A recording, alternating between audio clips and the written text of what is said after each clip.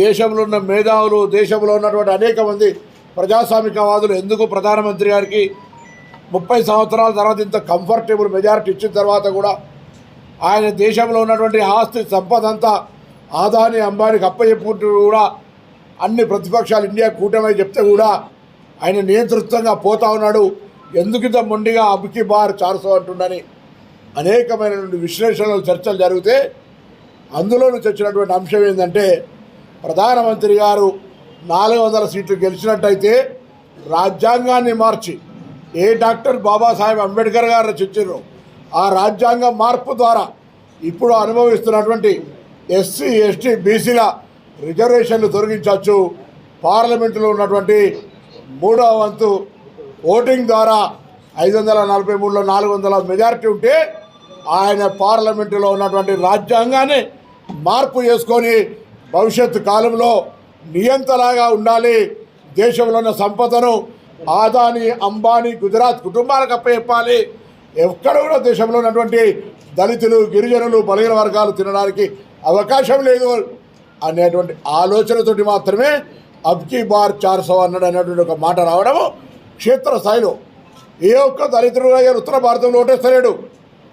ఏ ఒక్క బలహీన వర్గాల వాళ్ళు కూడా 4 లక్షలతో గెలిచిన బీజేపీ సీట్లో 50,000 లక్షతో ఓడిపోతున్నాయని సెంట్రల్ ఇంటెలిజెన్స్ మొత్తం యావత్ అన్ని సంస్థలు చెప్తుంటే ప్రధానమంత్రి ఆందోళనకు పడి అసహనానికి గురై ఈ దేశంలో కాంగ్రెస్ వస్తే ఆస్తులు ముస్లింలకు వస్తారు ఒకరోజు అన్నాడు, 2వ రోజు మంగళసూత్రాలు గుంజుకుంటుంది అంటున్నాడు, 3వ రోజు ఆస్తులు గుంజుకొని బంగాళాలని మీ అన్ని గుంజుకుంటాయి అంటుండు, 4వ రోజు అర్బన్ ఒక ప్రధానమంత్రి స్థాయి అర్బన్ టెర్రరిజం, అర్బన్ నక్సలు చూస్తూ అంటున్నాడు, అర్బన్ చాయిస్ చదవని అంటుండు.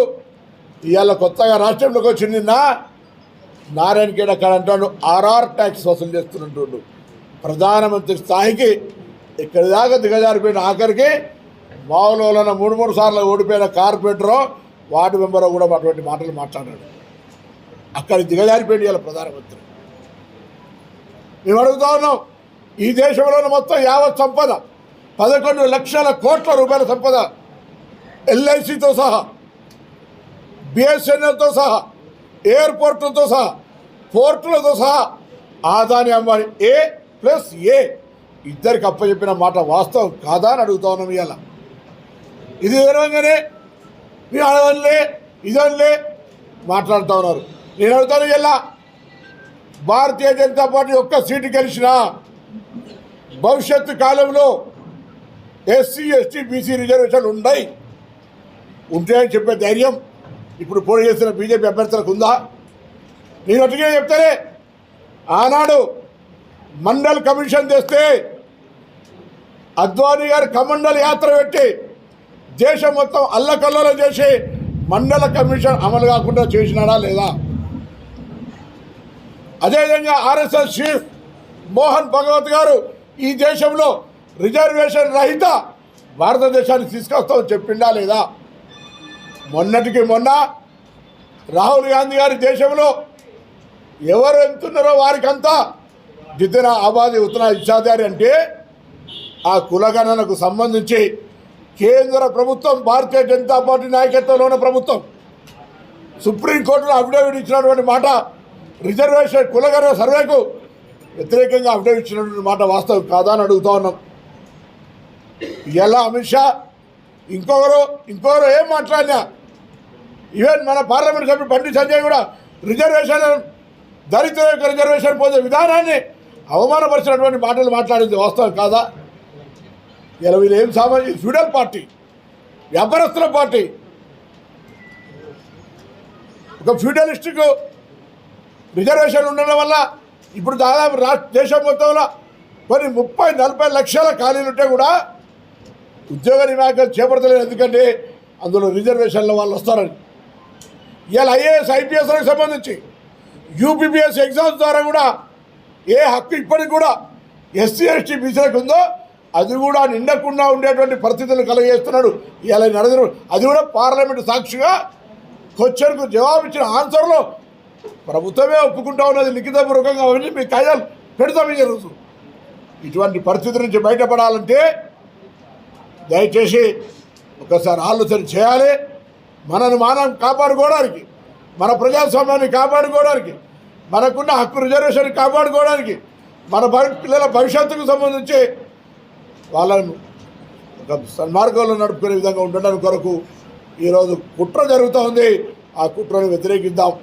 రెండవది, ఈరోజు 2023లో అధికారంకి వచ్చాం. డిసెంబర్లో 5 సంవత్సరాలు అధికారంలో ఉంటాం. ఇప్పటికే మహిళలకు ఆర్టీసీ బస్సులో ప్రయాణం ఇచ్చడం, 500 రూపాయల సిలిండర్ ఇచ్చడం, 200 యూనిట్ల కరెంట్ ఇచ్చడం, 10 లక్షల ఆరోగ్యశ్రీ ఇచ్చడం, రేపు పొద్దున రేషన్ కార్డులు ఇస్తాం, పెన్షన్ 4,000 ప్లస్ కొత్త వాళ్ళు లేని వాళ్ళకు కూడా పెన్షన్ ఇస్తాం. మాకు కూడా కేంద్రం నుంచి నిధులు రావాలంటే తెలంగాణ కాంగ్రెస్ పార్లమెంట్ సభ్యులు ఉండాలి. తెలంగాణ కాంగ్రెస్ పార్లమెంట్ సభ్యులు ఉంటేనే ఇవన్నీ కార్యక్రమాలు సక్రమంగా చేయగలుగుతాం. వేరే వాళ్ళు వస్తే ఈ కార్యక్రమాలకు అడ్డంపులు వేస్తారు. దయచేసి మీరు అంతా ఆలోచన చేయండి. ఈ కార్యక్రమాలు కొనసాగాలన్నా, నేను చెప్పినన్ని అమలు కావాలన్నా కూడా కాంగ్రెస్ పార్టీని బలపరిచి పార్లమెంటు సభ్యులను కాంగ్రెస్ పార్టీని గెలిపియండి. దున్నబోతు కట్టేసి బర్రెకు పాలు విండితే రావు.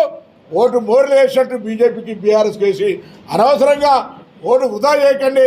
తెలంగాణ అభివృద్ధి కావాలి. మొన్ననే నియంత్రణత్వానికి వ్యతిరేకంగా ప్రజాపాలన కింద కాంగ్రెస్ను తెచ్చుకున్నాం.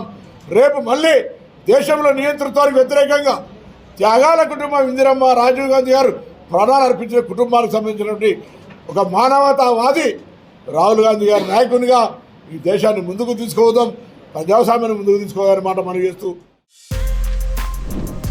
For more videos like this, subscribe Big TV channel.